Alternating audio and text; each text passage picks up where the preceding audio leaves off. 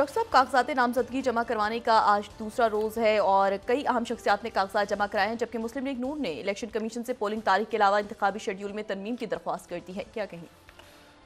देखिए जी, ये मामलात तो इस वक्त शदीद अफरा तफरी है। पाकिस्तान में भी ये अफरा तफरी जो है वो मुख्तलिफ हवालों से बढ़ रही है, और ये ख़िते में भी बढ़ रही है और ये दुनिया में बढ़ रही है। ठीक है, तमाम दुनिया जो है इस वक्त ये 2023 से 2024 की तरफ दाखिल हो रही है शदीद केओस में। ठीक है, और शदीद बेयकीनी हालात किस तरफ जा रहे हैं किसी को पता नहीं, कोई इसके ऊपर डिस्कस नहीं कर सकता।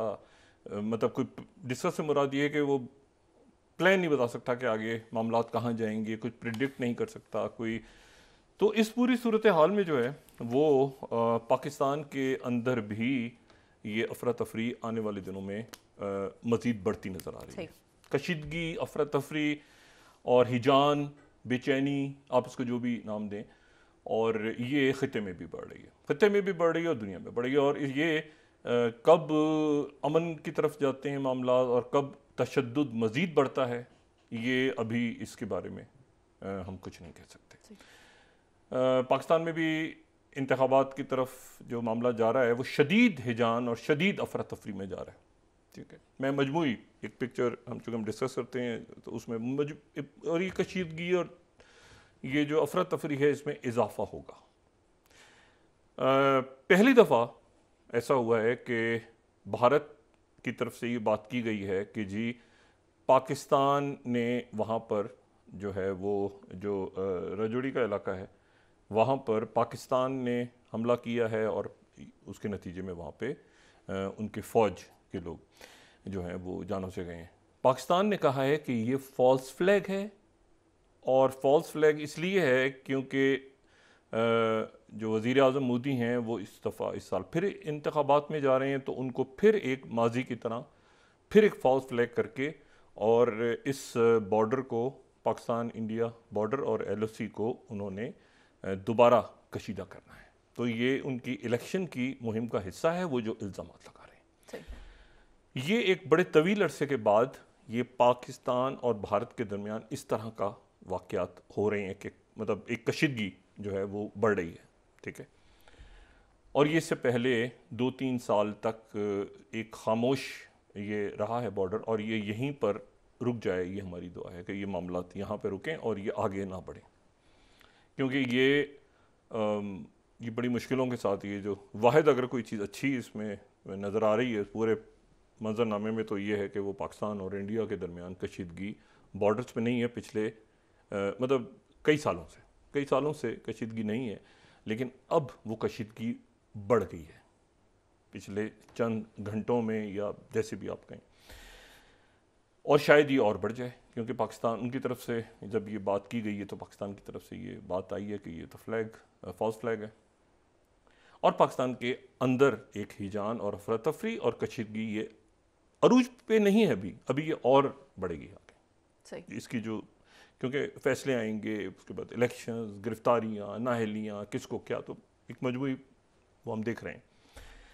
अच्छा, अब मैं जो बात कह रहा हूँ वो मैं इसलिए कह रहा हूँ क्योंकि पाकिस्तान जुड़ा हुआ है अपने आसपास के सारे मामलात के साथ, और यहाँ पर इस्तेकाम अभी नहीं है, क्योंकि कहते हैं ना डेमोक्रेसी इज़ क्योटिक।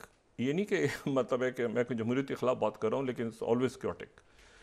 तो जब आप इलेक्शंस की तरफ जा रहे हैं, जब आप, तो वो एक फुल के, और उसके बाद भी मामलात क्या बेहतर हो जाएंगे या नहीं होंगे वो कोई नहीं कह सकता।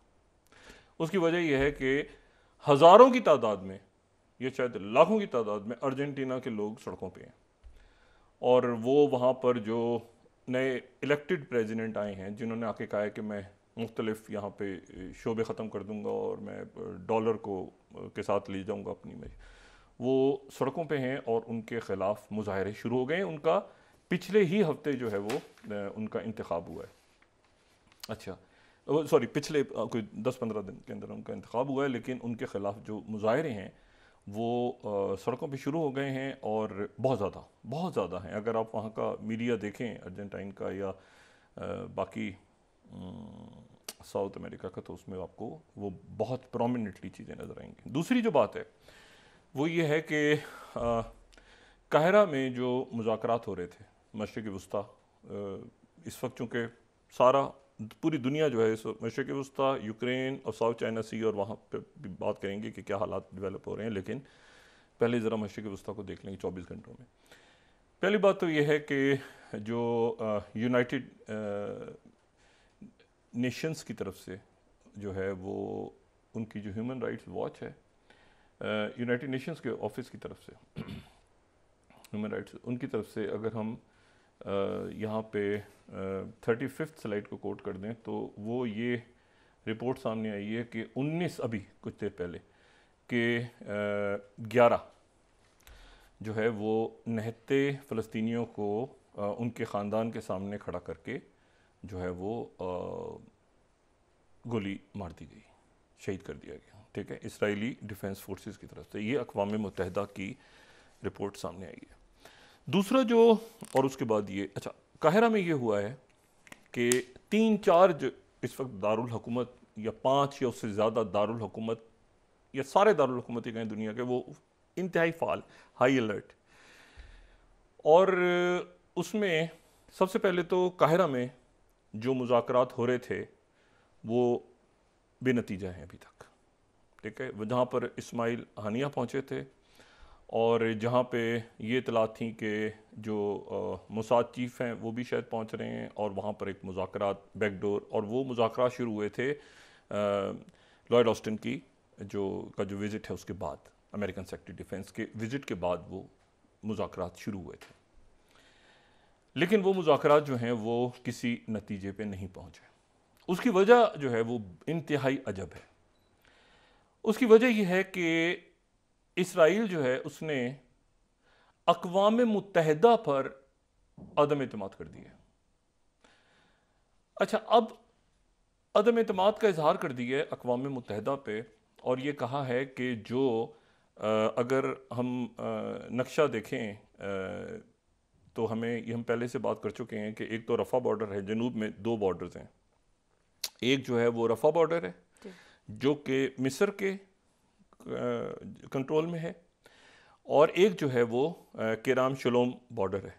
ठीक है, जो कि इसराइल के कंट्रोल में। ये जनूब में 2 ऐसे हैं, यानी ओपनिंग्स हैं, क्रॉसिंग्स हैं, बॉर्डर नहीं, क्रॉसिंग्स, 2 क्रॉसिंग्स हैं जहाँ से आप, ठीक है, एक जो है वो शुमाल में है, अगर हम वो दिखा सकें क्रॉसिंग्स का मैप निकाल लेंगे भी, तो वो जो है, तो 2 क्रॉसिंग्स के ऊपर अब मामला ये चल रहा है कि जो केराम शलोम की जो क्रॉसिंग है जो जनूब में है, तो इसराइल का कहना यह है कि जो रफ़ा बॉर्डर है वहाँ से इमदादी सामान को हम अक़वाम मुत्तहिदा की चेकिंग में नहीं आने देंगे, और अगर सामान को दाखिल करवाना है इसराइल में तो वो केराम शलोम की जो दूसरी जो नीचे जनूब में जो दूसरा जो गेट है उनका, वहाँ से उसको दाखिल करवाया जाए सामान को, इमदादी सामान। और उसकी वजह वो ये बता रहे हैं कि अक़वाम मुत्तहिदा जो है वो फ़लस्तीनियों के साथ मिली हुई है, और सेक्रेटरी जनरल और अक़वाम मुत्तहिदा का जो झुकाव है वो, और वहाँ जो सामान अक़वाम मुत्तहिदा की निगरानी में जाएगा वो जो सामान है उसमें असलहा भी हो सकता है, और यह है कि किसी सूरत में ईंधन या मतलब कोई भी ईंधन जो है वो हम गज़ा नहीं भेजेंगे शदीद सर्दी में भी, और क्योंकि वो जो है वो फ़ौजी मकसद के लिए इस्तेमाल हो सकता है, यानी तेल भी नहीं, गैस के सिलेंडर्स भी नहीं, और खाने पकाने का तेल भी नहीं, क्योंकि ये जो है ये वहाँ पर इस्तेमाल हो सकता है। तो अक़वाम मुत्तहिदा के ऊपर हमें इत्मीनान नहीं है। अच्छा, ये जो भाई, ये बहुत ही अजीब सी बात है। अमेरिका जो है वो किसी सूरत ये नहीं चाह रहा कि अब जो करारदाद पेश होनी है अक़वाम मुत्तहिदा में उसको अमेरिका वीटो करे, अमेरिका नहीं चाह रहा। ठीक है, और इसलिए जो सेक्रेटरी ब्लिंकन बिल्कुल इस वक्त, क्योंकि उसके बाद अगर, अच्छा ये जो करारदाद है 5 तो मुस्तकिल अरकान है ना अक़वाम मुत्तहिदा के, लेकिन कुल 15 हैं। ये करारदाद जो है ये मुत्तहिदा अरब अमारात UAE ने पेश की थी और इसके ऊपर वोटिंग होनी थी पीर के रोज़। सही। पीर के रोज़ भी नहीं हुई, मंगल के रोज़ भी नहीं, बुध के रोज़ भी नहीं हुई। आज दोबारा इसके ऊपर इम्कान है और डिप्लोमेट्स वहाँ पे मुकम्मल तौर पे ये लगे हुए हैं इस कोशिश में। अमेरिका का कहना ये है कि ये इसराइल कह रहा है। अमेरिका खुद नहीं चाह रहा कि वीटो करके देखें। इससे पहले जनरल असेंबली के 153 ममालिक ने सीज़ फायर का मुतालबा किया था फौरी तौर पे, लेकिन उसको अमेरिका ने वीटो कर दिया था। अब जो है वो अमेरिका बिल्कुल ये नहीं चाह रहा कि वो पूरी दुनिया, फिर जनरल असेंबली का इजलास कॉल कर लिया किसी ने और पता चला कि अब 170 हो गए और फिर 190 हो गए और फिर तो वो अमेरिका बिल्कुल उस तन्हाई से वो जो है एक मसला बड़ा ख़राब हो गया है। और वो उनकी तरफ से ये है कि इसको अल्फाज को आप ऊपर नीचे करें और इसमें से सीज़ फायर और इसमें से बाकी ये निकाल दें और ये कह दें कि अच्छा। इसराइल के जो वज़ीर ख़ारजा हैं कोहन, इसी दौरान वो कब्रस पहुंच गए हैं, साइप्रस। अच्छा, कब्रस जो है अगर हम नक्शे में देखें तो जो मेडिटेरियन सी है, ये जिसको बहरे रोम कहते हैं, तो बहरे रोम के अंदर एक बहुत बड़ा जजीरा है साइप्रस, निकोसिया, जहाँ का दारुल हुकूमत है। लेकिन ये ध्यान में रहे कि साइप्रस के या कब्रस के दो हिस्से हैं, एक शुमाली और एक जनूबी हिस्सा। शुमाल में जो है वो उसके तुर्की आ गया था, ये हम बात पहले कर चुके हैं, और जनूब में जो है वो जो हिस्सा है वो असल जो साइप्रस है या कब्रस है। और कब्रस जो है वो वहाँ पर वो जो वज़ीर ख़ारजा हैं इसराइल के, वो कब्रस में उन्होंने कहा है कि हम समंदरी रास्ते से अगर कब्रस के ज़रिए, साइप्रस के ज़रिए अगर इमदाद आती है गज़ा, तो हम समंदरी कॉरिडोर खोल सकते हैं और वहाँ पर एक कमेटी जिसको साइप्रस और इसराइल देखे दोनों, वो हम वहाँ पे कायम कर सकते हैं और समंदरी कॉरिडोर हम खोल सकते हैं। अब ये जो इसराइल के वज़ीर ख़ारजा का स्टेटमेंट है, ये उन्होंने साइप्रस में दिया। साइप्रस जो है वो एक बड़ा ज़बरदस्त तारीख़ रखता एक मुल्क है और साइप्रस जो है वो यूनान से आज़ाद हुआ था और आज़ादी से पहले जब वो यूनान का हिस्सा था तो उस वक्त यूनान वाहिद यूरोपीय मुल्क था जिसने 1947 में, एक साल पहले, इसराइल के क़याम से एक साल पहले जो है वो या कुछ अर्से पहले जो है वो यूनान ने फ़लस्तीन की तकसीम की मुखालफत की थी। वाहिद यूरोपीय मुल्क यूनान था और 80 और 90 और 60 की दिहाई में यूनान मुकम्मल तौर पे पैलेस्टीनियंस के साथ रहा।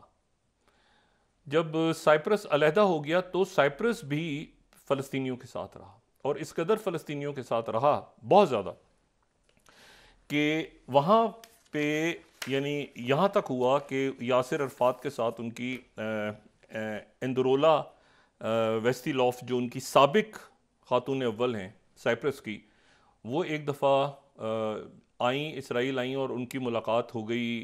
वो मिली आके यहाँ पे गज़ा के इलाके में, वो और जॉर्डन में वो उनकी फ्रीक्वेंट मीटिंग्स यासिर अरफात के साथ होती थी। तो इसराइल ने उनको यानी पर्सोना नॉन ग्रेटा कहते हैं ना, कि हमारे मुल्क में कदम ना रखें आइंदा, वो करार दे दिया था। तो साइप्रस के ताल्लुकात इसराइल के साथ ख़राब रहे।